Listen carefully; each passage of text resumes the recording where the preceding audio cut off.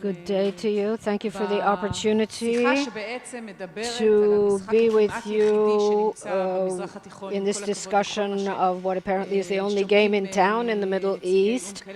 Even though we're hearing from various UN representatives that we hear about the blame game, where each side allows the international partners to have a try at it, and we have the representatives of all the negotiations that have been held since Oslo. I think we have perhaps more than 100 years all told of negotiations, which are also 100 years of isolation. I have with us Advocate Colonel in the reserves Pnina, Sharvit, Baruch, Brigadier General in the reserves Oded, Dekel, and Brigadier General from Brom and Mike Herzog, and former Ambassador Dr. Oded, Eran. I would like to take advantage of your very rich experience in diplomacy to ask you, is there any option for another game, or does every party enter the negotiating room in Oslo or Annapolis or Taba or wherever it is?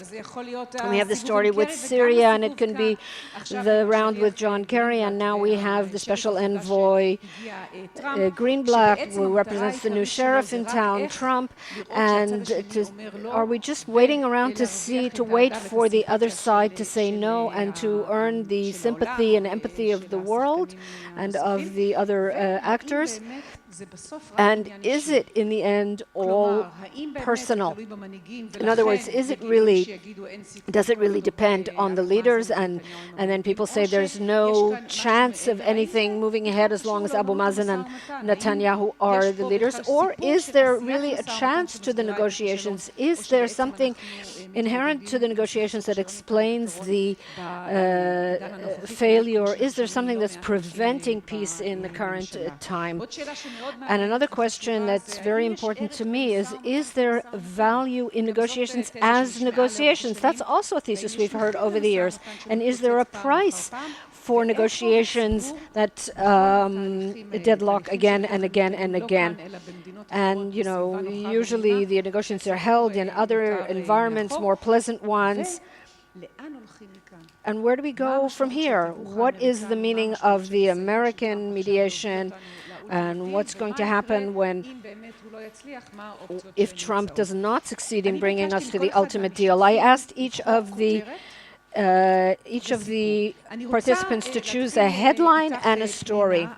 I'd like to start with you, Pnina. You were a legal advisor in the context of the Gaza Agreement and then the Paris Agreement, and then for the final status agreement in 2000 and the agreements around the disengagement. What is your headline for the whole matter of negotiations, and one moment that you remember particularly? There was a great focus on what the other side is doing, the injustice that the other side, the violations on the part of the other side, and much looking back and very little looking forward, and to think what I need to do. In other words, your headline is when you go into the room, you're already thinking about the blame game. So give me a moment that illustrates that. For example, after the Gaza-Jericho agreement, I was asked to prepare a summary of all the violations of the agreement. So I went section, and I analyzed all the violations of the agreement, and I passed it on to those in charge, and I was reprimanded. What do you think you're doing? We were talking about the violations of the other side, not our violations. So that's a very good story. So let's move on to Oded, Eran. You were part of the negotiating team in the time of Ehud Barak's premiership in Camp David and in other places. Give your heading for those 20 or so years and one moment that sums it up. First of all, I can give a heading for the future. We'll get to the future in a minute. For the time being, for the past. Look, it's a very tough job. You can only give one heading, one headline. I think my headline would be, apropos Trump, an exaggeration in the role of the mediator, the American mediator, and an exaggeration in the role of external mediation in general. I think that there was a deliberate exaggeration of if there is no basic desire on the part of the leaders or negotiation, you don't get results. So what you're saying is, let me adapt it, there's an exaggeration of the role of the mediator. Maybe that's convenient. Give me one moment from your experience that illustrates that. But I have a picture, and I have to stand up to do this. In May 1994, we finished the first round of the talks after Oslo, and we arrived in Cairo. And then Arafat was standing there with Christopher and Kozyrov and Rabin, and he went like this: I'm not signing. And I didn't understand the depth of that gesture, because in my opinion it reflected a mood that I don't think has passed among the current leadership either, and it reflects a great deal of the difficulties that we are facing today, which is related to what you said about exaggerating the role of the mediator, because if a single gesture puts an end to everything that you are, then we see what that's the situation. Shlomo, if I may call you by your first name, you were involved in many different negotiations, Oslo and Gaza, and the transfer of civilian authorities and all the agreements during the period of Rabin, and then the Hebron agreement, and then during Netanyahu's period, and the agreement with Jordan and Syria, and you continued with Track 2 dialogues and the Geneva initiative at the side of Amnon Lipkin-Shachar, who's no longer with us. From your perspective, what is the headline of this blame game? Why are we stuck where we are? I can only repeat what Oded said. There is no other answer. You cannot reach an agreement if there isn't a willingness on the part of both parties to reach an agreement. I think the Oslo period, there was a kind of special period when both sides were interested in reaching an agreement. I indeed share the view that a third party, a mediator, can help, but they can't essentially change what's happening. And they don't want it, so it makes it impossible, and it's impossible because they don't want. That's right. But my heading before you asked the question is that we have a partner to an agreement, contrary to the very common view today that we have no partner. That's interesting. That's two very contradictory opinions. The moment that I would like to tell you about is the moment when I became convinced that we do have a partner to an agreement, and that was the moment when I met with people who, as we saw them, were our worst enemies, and those were people who were responsible for the terrorist attacks against Israel. Two people, Jibril Rajub and Muhammad Dakhlan, two names that are very well known. And as a result of meeting them, I concluded that you can reach an understanding and create an agreement. Do you remember what a meeting exactly brought you to that realization? I'm trying to understand what happens behind the scenes. Let me give you an example. We sat, a group of Israelis, in a hotel in Eilat where we held the negotiations, and then Jibril Rajub walked by and then stopped and turned to us and said in Hebrew, "You're telling secrets to each other, aren't you?" And I heard that, And I was really impressed. Most Israelis wouldn't even understand that expression that he used. And so I went up to him and I said, "Where's your Hebrew from?" And he told me about the 13 years he was in Israeli prison. And then we managed to create a mutual trust relationship. And then we realized that our best partners are those who fought us and who are in our prisons. And by the way, only recently something occurred that illustrated this even stronger. You remember the early assessments regarding the new leader of Hamas in Gaza, that he came from the military wing and he was involved in terror, so he's an extremist, and everything what you're seeing now is even greater extremism on the part of Hamas. And exactly the opposite happened. He has proved to be much more pragmatic than his predecessors. For those who don't know, I'd like to tell the audience, Shlomo is the optimist at the table. So we're continuing with the same period. Sher was a member of the delegation to the interim agreements in 95-96 and the Sharm el-Sheikh agreement, which was the last agreement to be signed with the Palestinians, the head of the Camp David-Taba negotiations. You are most identified with the efforts on the part of Ehud Barak to reach an agreement. What's your heading and what's your story? My heading is that the time is always right to do the right thing, and that is to talk, to continue to talk, simply to continue talking. In other words, you're saying that I think negotiations for the sake of negotiations are important. I think that it is important to have an ongoing negotiating process. The fact that you're a lawyer, is that connected to what you're saying? No. I think that we need to talk on the level of leaders as well as the negotiators, the working groups, as well as the civilians who are engaged in conflict. Everybody's always saying it's too early, it's too late, it's not the right time. There are all the conflicts in the world. Most of the conflicts have been ultimately resolved one way or another, even those that nobody ever believed they would ever culminate. Sometimes it took 800 years, and sometimes 30 years, and sometimes 50 years. And the 25 years, almost 3 decades actually, that since we've been talking to the Palestinians on and off, mostly off, we're saying that that's a very long time. And within all that time, if you one moment that you want me to, that I would like to mention that illustrates what I said, was during the negotiations on the interim talks in 96, one of the long nights when Peres was sitting across from Arafat.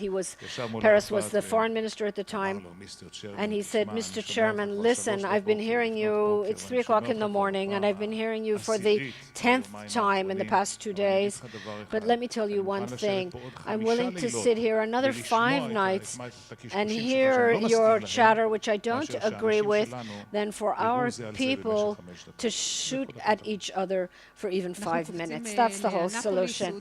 So let's jump forward to Annapolis.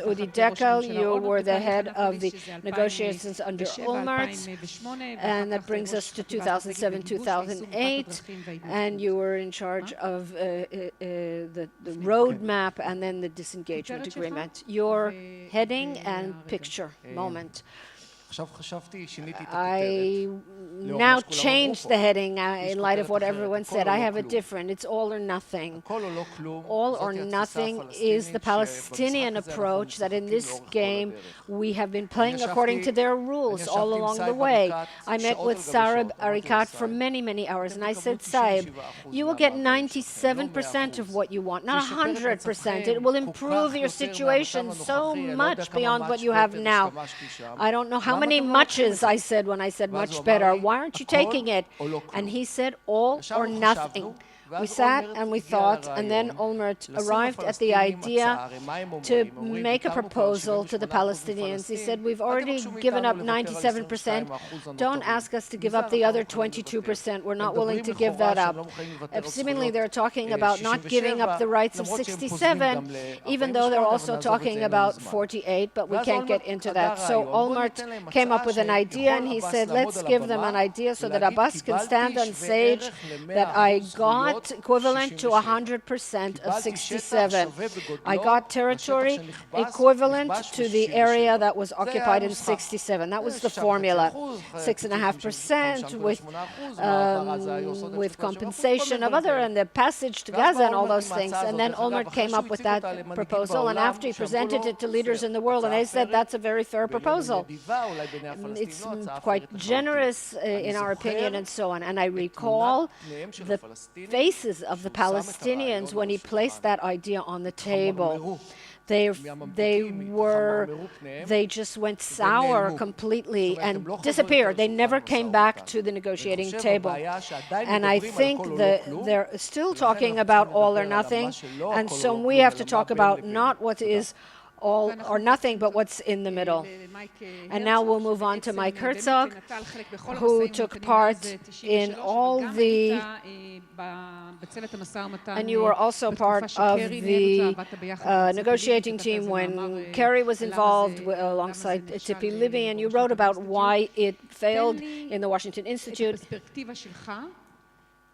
Tell me your perspective and the moment you want to share with us.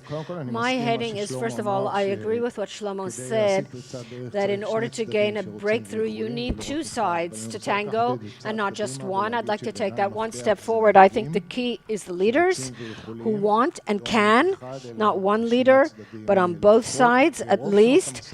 And in most of the years of the negotiations, there was asymmetry in Camp David. Baruch wanted, and Baruch didn't come there for an agreement. There was asymmetry between Olmert and Abu Mazen. There was also asymmetry. During the period of Kerry, he wanted it more than both leaders. I could give you a historic overview, but that's the key. The gap between the two nations and the perception of reality on the part of the two peoples is very big, and that requires leadership that is able to bridge those gaps. And let me illustrate that with a single story. Every side comes with a different narrative. In late 1993, we were involved in the what was known as the Cairo Agreement, also known as the Gaza-Jericho. Do you have a story from 2014? I have a story from 2014, but let me save it for later. אני אתן סיפור יותר מאוחר, למסר, אני אומר, We were negotiating about the Palestinian police force. There was no Palestinian entity yet, and we were involved in the negotiations about establishing it, and we were talking about the police force, and we initialed a paper, and that was, of course, subject to authorization by the leaders. At the next meeting, we came, and the Palestinian side completely denied everything that had been agreed on, and we said, wait, but it's been initialed. And they said, listen carefully, this paper is called the Cairo Understandings in the plural. So you have your way of understanding it, and we have our way of understanding it. And that gives a perspective of the two sides that come with different approaches and different narratives. So I'm listening to you, and I'm saying that perhaps we have to go back to Einstein's definition of insanity, is to do the same thing over and over again, and to hope to achieve a different result. Since 1993, that where we are, everything that happened is continuing, and we're doing it again and again and again.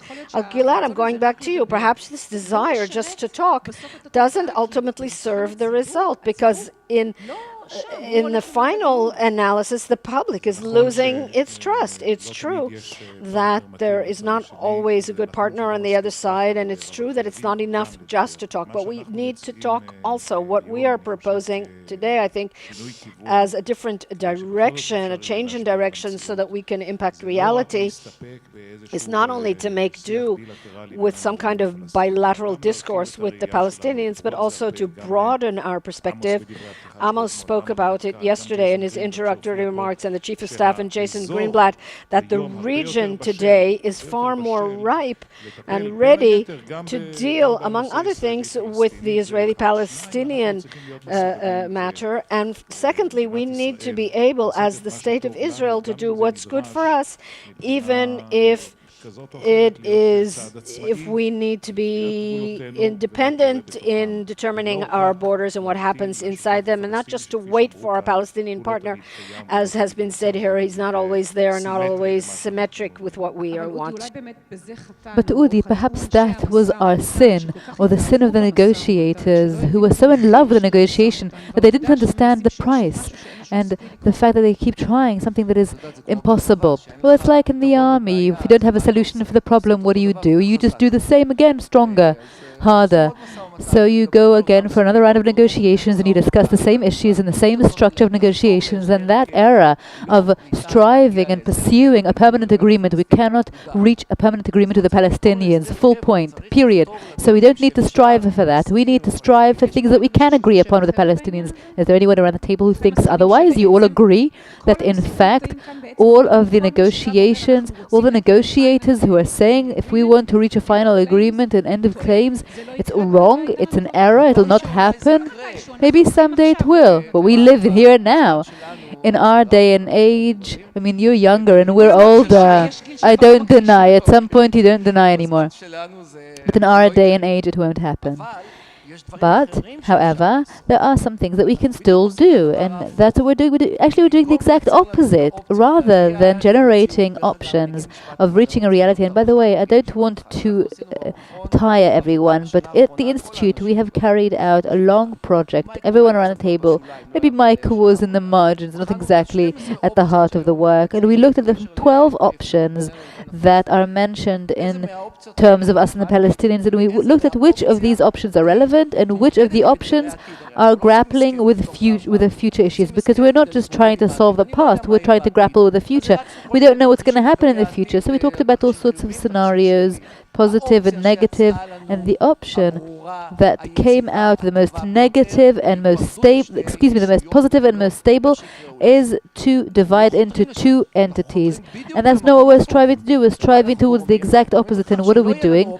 We're making the options of the future when we will want to do something and the other party will be able to come down from the tall tree they climbed. We won't be able to generate that anymore. Oded, you are hearing President Trump, who said a year ago, I will bring the ultimate deal, and assuming that people with experience around the table know that there is no way there'll be a permanent agreement, you know that's all doomed to fail? Yes, it's doomed to fail, unless it's not an end of claim.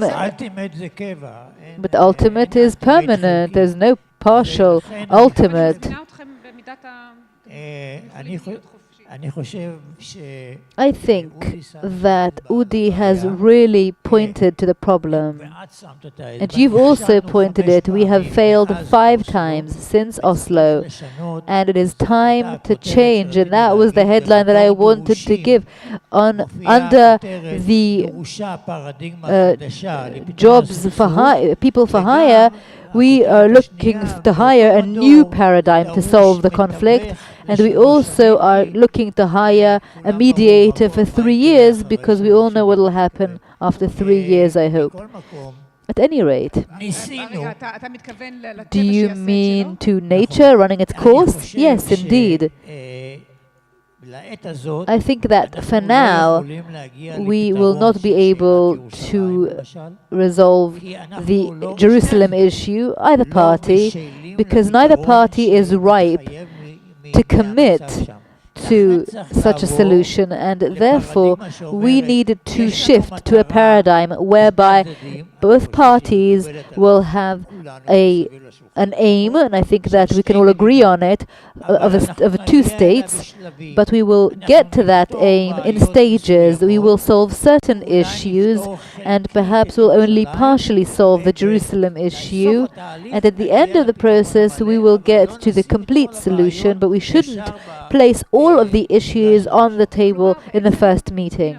So, Pnina, Oded is actually saying to a great degree that it's all up to the leaders at the end of the day, and as long as the leaders are the ones we have now, then we have no future, we have no solution. Well, it's up to the leaders, but it's also this feeling of what's better.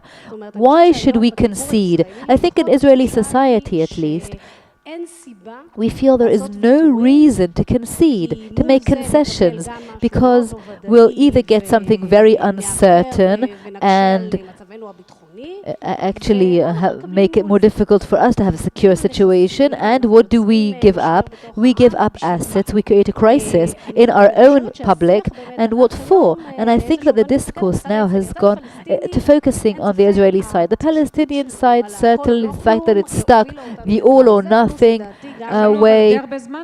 Yes, but it's taken us a long time to find this out. I mean, if only at the end of the negotiations in 2002 we realized that, yes, well, we keep trying, we keep hoping that they give up this all or nothing approach. They say there are other reasons as well. I think it's also, it's the all or nothing approach, but also the fact that the Palestinian Authority has lost the credit it was given from its own public at the beginning of the way because of corruption and other reasons, and they've lost their own public's trust. So we have that problem, that they have a leadership problem that is also without trust, and also that because they insist a lot. And on our side, why should we? That's the feeling we get from the Israeli public, and the discourse that is currently focusing on the ground, and it talks about what's happening on the ground and territory, and every territory is a bargaining chip, and every concession we make is something that we're giving up. And it's just the way that we look at things, and it shouldn't be, because it's not the way it is. I think that anyone who has lived Israeli reality understands that to get back all the territories of the West Bank, and perhaps even the Gaza Strip as well, to be responsible for all Palestinians, that's not an asset, that's a burden. And the fact that we have a Palestinian Authority, it's not like they gave them such a big gift to be responsible for Palestinians. It's actually a big burden that we passed on to them. And when we look at that, and we look at what we want to achieve at the end of the road, that might bring about an understanding in society. But of course, we also need the leader to make the decisions. Well, you're talking about a leader, and I want to get back to you, Gilead, because at the time we blamed Baruch, specifically the left wing blamed Baruch.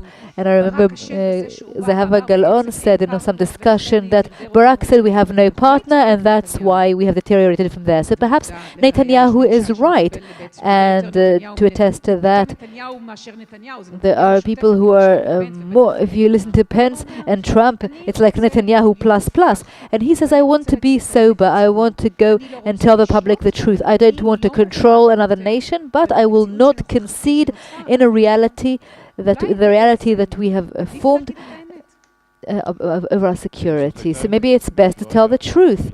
Yes, that was the truth. There really was no partner to reach a permanent agreement with, and at that time it was a mistake to have made it into this big comprehensive narrative, but it was the truth. Factually, at the time there was no partner for a permanent agreement, and we talked about all the paradigms whereby either we agree about everything or we agree about nothing, and that is a mistake that certainly needs to be corrected today.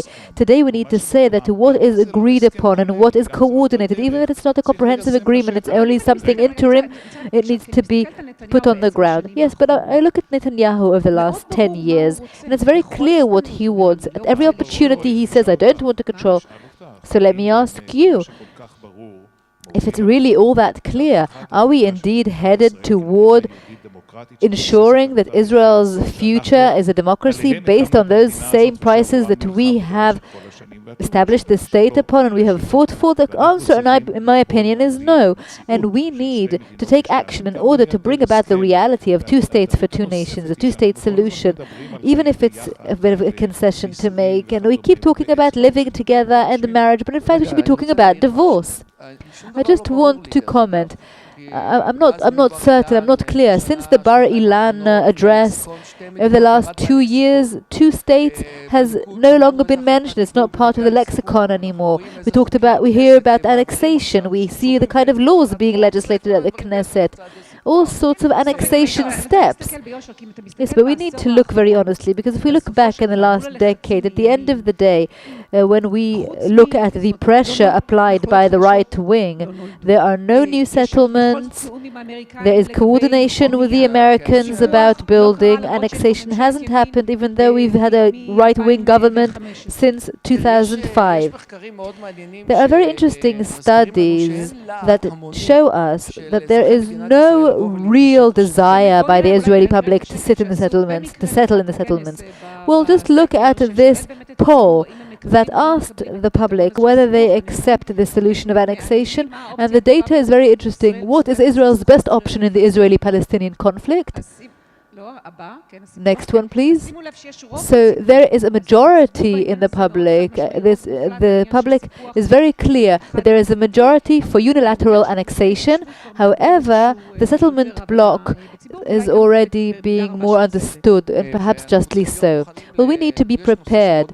There is an issue that is of much concern to me, and let's take Ma'ale Adumim for an example. It's in the part of the consensus. We all want Ma'ale Adumim as part of the state of Israel. We've been taught since we were children in Jerusalem that we need Ma'ale Adumim in order to defend Jerusalem from the east. And perhaps if the government will now come and say, okay, this is part of the consensus, we want to annex Ma'ale Adumim because there's no one to have the deal with, there's no one to strike a deal with, we have no partner, so let's make steps on the ground. And this situation is closer than we think.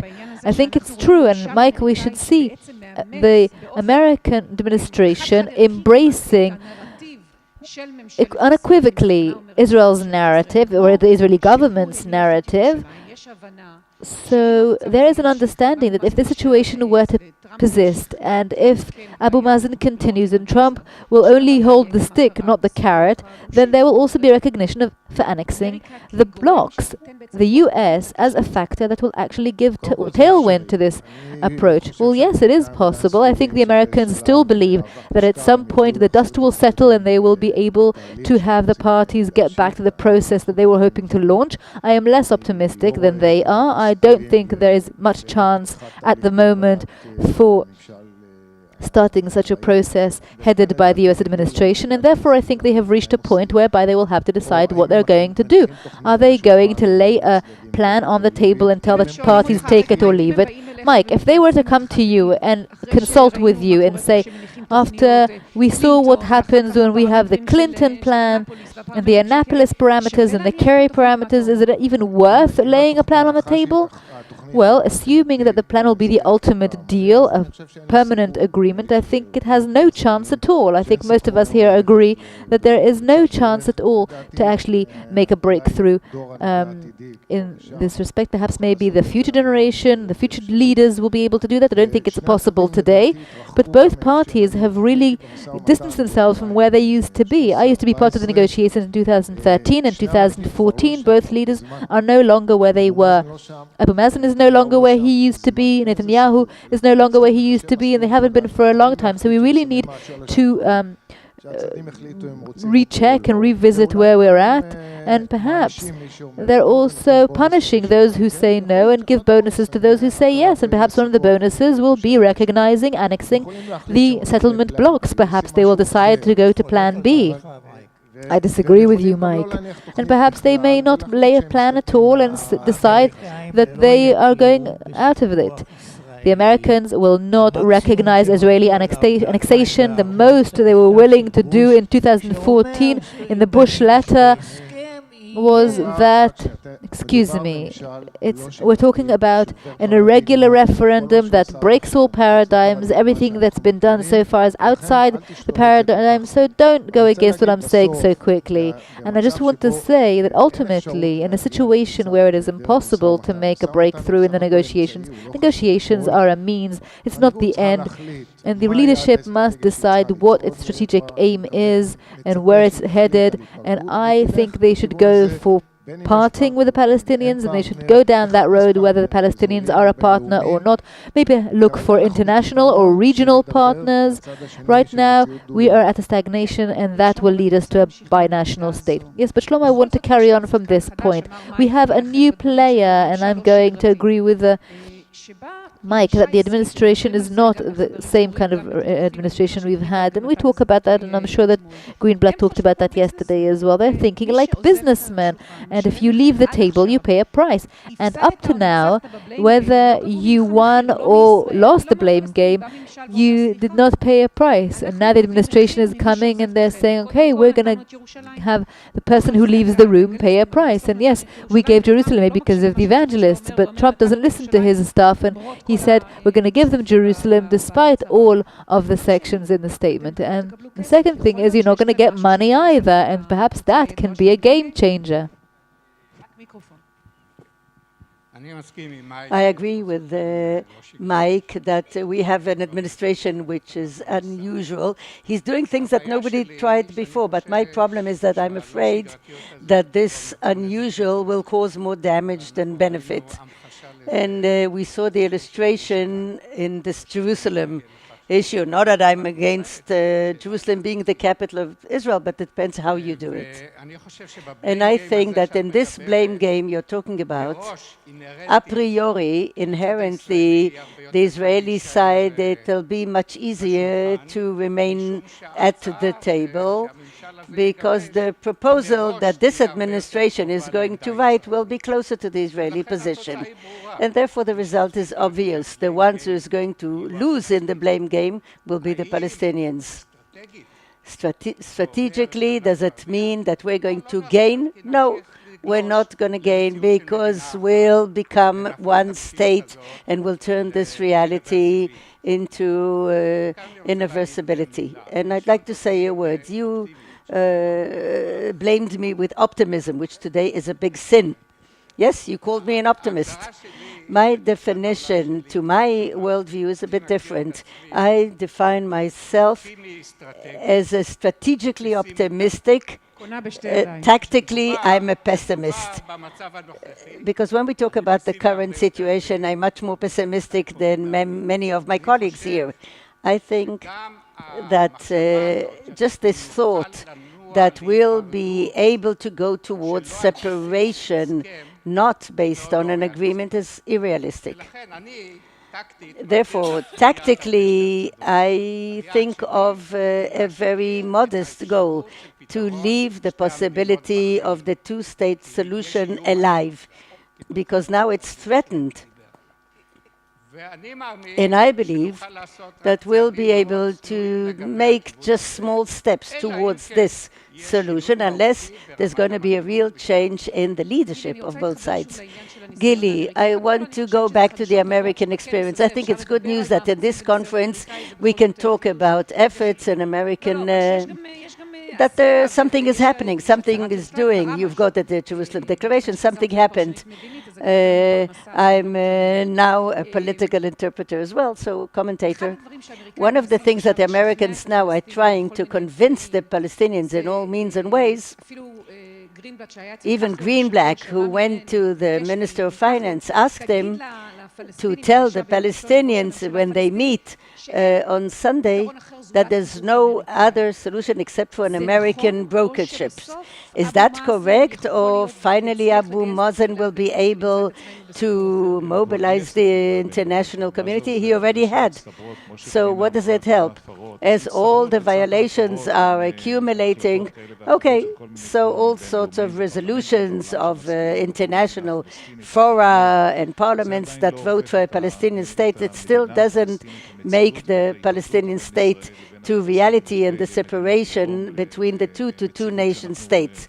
This is not a reality we live in, and therefore I think that Trump will do well if he's going to mobilize not just himself and his administration in an unanticipated way, or unusual as you call it, that he would mobilize for that also the quartet that should be revived, and Russia, a very important player in the Middle East, and the European Union, and then obviously the UN, but also the Arab Quartet, which includes Egypt, Jordan, Saudi Arabia, and the Gulf countries, because I think that a process which is integrated, not just America in the head, it's galloping with these ideas and in the other, but that some sort of a constellation is created whereby there's a lot to gain and also a lot to lose on both sides. And I think in that, some of the problem will be solved. I want to be provocative. By the way, the Americans had a method. It's not just Jerusalem, it's also UNRWA, the refugees. They push towards reconciliation behind the scenes. So they have an idea that to take off issues from the table before you sit at the table. Now he's talking about the right of return, yes, and recognizing the Jewish state. or not to recognize the Jewish state, but not to talk about the law of return. They also alluded to the fact that that Israel will have to pay as well. I think we should recognize a Palestinian state in temporary borders. No, to recognize, not the roadmap, to recognize. I'm saying to recognize that the United States will recognize a Palestinian state in temporary borders. Trump doesn't bring new ideas. All the ideas came up in the Bush administration from that famous letter in 2004. Recognizing the clusters, recognizing the fact that the refugees are not going to come back. The problem here, it says what they cannot do. Let's talk about what they can do. No, but all of you are saying that the only option is the only option. Pnina, should we prepare ourselves towards a possibility that if this continues and the Palestinians don't come back to negotiations and Trump continues to get prices, maybe we have to talk about the day after the Oslo Accord? I think that this fiction of one state, usually it used to be brought up as a threat. All of a sudden now it's a solution. But again, the right as well, when it's asked what it says, when we talk about Palestinians, we do not rely on them, and we don't get along with them, and we don't have anybody to talk to, and therefore let's have a joint state with them. It's a bit now, if you don't get along, and know this, so how do you have a... I want to make it difficult. I don't think even most of the ministers around the table, when you talk to them, they don't want annexation. They want a state, but they would not compromise for the security. So that's why I'm saying the key to me is what the Palestinians are going to do. So you cannot, as opposed to Palestinians who talk about two states, but you can get to a concept of separation and an administration which is more independent of the Palestinians on themselves in a normal kind of area. This idea of A and D and annexing C, of course, it's not going to work. There's no such thing, A and B and additional places. So even in the level of the right, if they're saying, let's not separate, this logic, if I would take it a step further, now we have to do whatever is possible in order to improve the life of the Palestinians, to allow them to develop in places which don't bother us. Otherwise, we're going to get to a civil war. But in places, we can create consequence. We can enable the economic welfare. It can help people who wants to live together with a certain constellation with the Palestinian autonomy, which doesn't fight against us and drags the Arab minority and this can go together with this agenda of separation. But they're doing here, they want to eat the cake and keep it whole. Not to talk about separation, but to bully the Palestinians. I don't understand the logic. Mike, but if the Prime Minister wants to convince the Americans to accept the principles of the State of Israel, and it will be the determining paper, is that not a wise thing to do? Depends where it leads us strategically. What about this plan? What does it have? I think it's going to give Israel tactical gains in that an American administration adopts the principles of Israel and its government. It gives bonuses, maybe it takes a price from the Palestinians. Then, of course, tactically, it gives us gains. But the question is what kind of reality it's going to get us to. Because eventually there's a strange situation. The Trump administration is about a year now. In this year, the parties don't initiate anything. They sit and wait for him to make a plan. And I would expect that in this fateful thing, the parties will take initiative. And if they're not able or they don't believe in the process, there's no chance that somebody from the outside is going to do the job for us. This is the comfort zone for all parties. The Israelis, this government, they don't want to advance to negotiations. I'm not talking about annexation or not. The Palestinians are not interested in negotiations. They want the activity of the international arena. Americans, they're thinking, yeah, but you...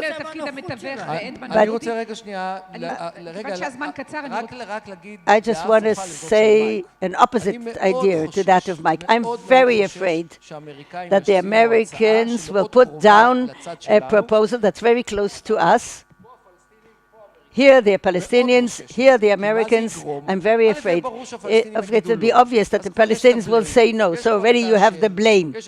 You have a guilty person. If you've got somebody to blame, so let's decide by ourselves. Let's go to the next stage of annexation. The Palestinians will have no other way. Where are they going to get to violence?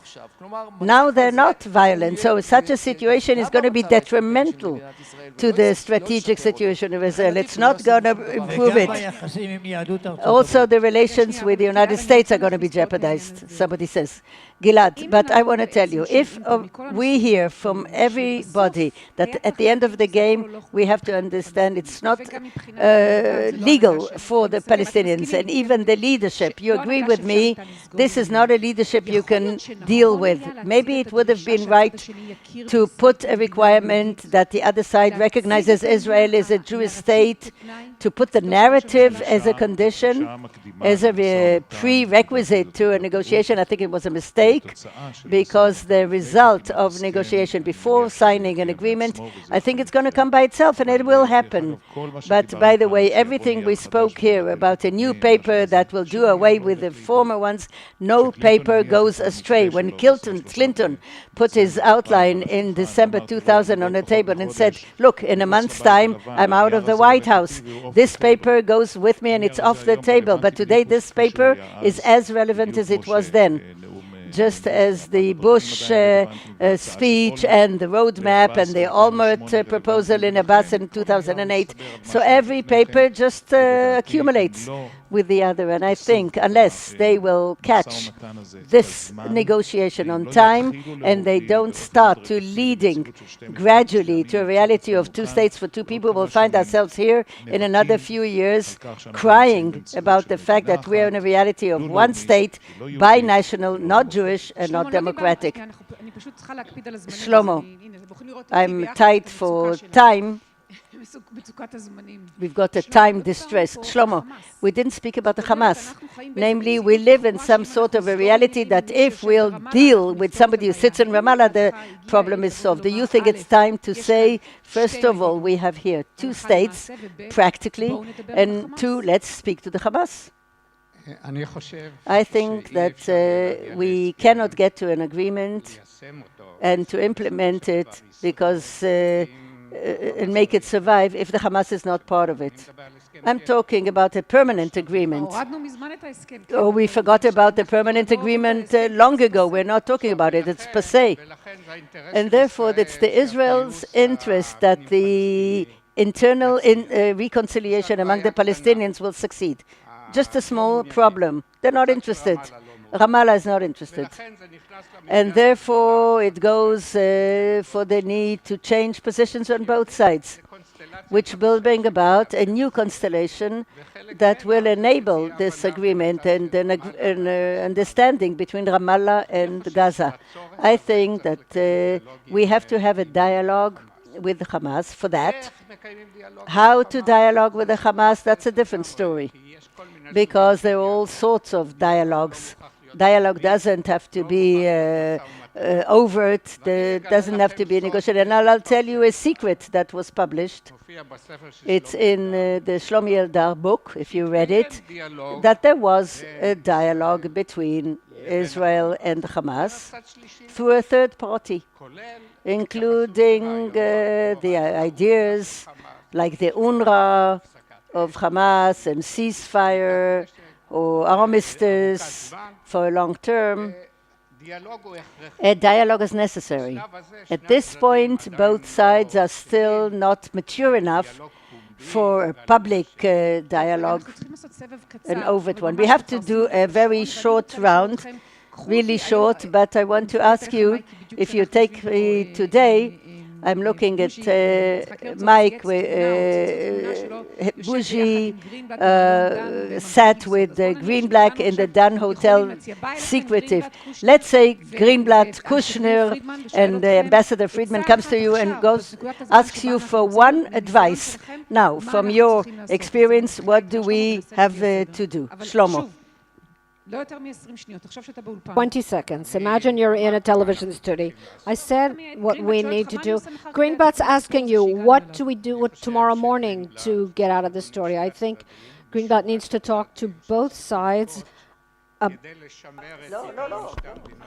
Series of steps in order to advance at the possible speed, which I think is very slow in the current political reality, towards the two-state solution. Greenblatt is now in a situation where no one is talking to him. They've admitted that there's a breakdown themselves. You need a stick and a carrot to preserve the conditions so that there will be two states for two peoples, ultimately, not to allow either of the sides to take any steps that lead in the opposite direction. Udi, they're asking, the Palestinians say they'll only come back to the table if the declaration of Jerusalem will be cancelled. If Greenblatt comes to you, what would you say to him? I would suggest something else. You're like Ariel Sharon. I would ask him a question. He would say, an excellent question, but the better question is, I think the question that came up here, we have a unique opportunity to take advantage of. The matter of reconciliation has not completely come off the table, but the more painful issue, you know about it, is the rebuilding of Gaza. We heard the Ambassador Maldanov talk. The rebuilding of Gaza is an opportunity to do that, because Gaza is a spoiler for everything good and everything bad. And we need to first take care of Gaza, and if the U.S. takes upon itself to take this project and show the Palestinians that it cares about them and their future, it can make them a relevant actor in the future. So yes, Greenblatt is going this afternoon to the conference of donor nations that Maldanov spoke about. And you can read about all the tweets. A lot of the policy comes out in tweets. It's a new world. But the problem, even in what he wrote, is Hamas. He is taking that position.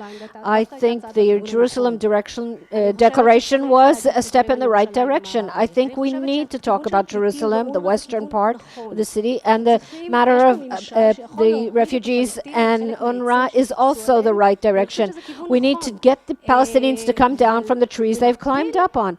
And at the same time, and also the carrots to Israel and this with the sticks to Palestinians, but there also need to be carrots to the Palestinians. If it's recognition of a state in provisional borders or some demand from Israel to give them more of Area C, and a carrot to Israel regarding all kinds of isolated outposts and things that make it difficult to separate the two peoples in the future, that will keep the two-state solution on the table, and it's the right direction. Oded, what would you recommend? Two things. First of all, go to the Arab Quartet, go to the International Quartet, change the paradigm of the negotiations towards partial agreements in advance of the two-state solution. And the second thing is go to the Security Council and have a resolution passed that says the goal is a two states for two people, that it will be reached in stages. Mike, I would say forget about an ultimate deal, and instead of that, try to keep the window open regarding separation and other interim solutions. Gaza has been mentioned and many other things. Work with the Arabs, because the Arabs can give legitimacy to both sides. Start thinking about the day after Abu Mazen, because it could be a very difficult and challenging day. And finally, encourage the parties to invest in long-term education for the culture of peace. We haven't talked about that for 25 years. We completely neglected that subject. So I think we have given the negotiators with a lot of advice. I'd like to thank all the participants in the panel for sharing their experience and insights, and I hope that next year will be somewhere else, in a different place. Peres said that optimists and pessimists die the same way, but they live differently. So I guess we need to be more optimistic.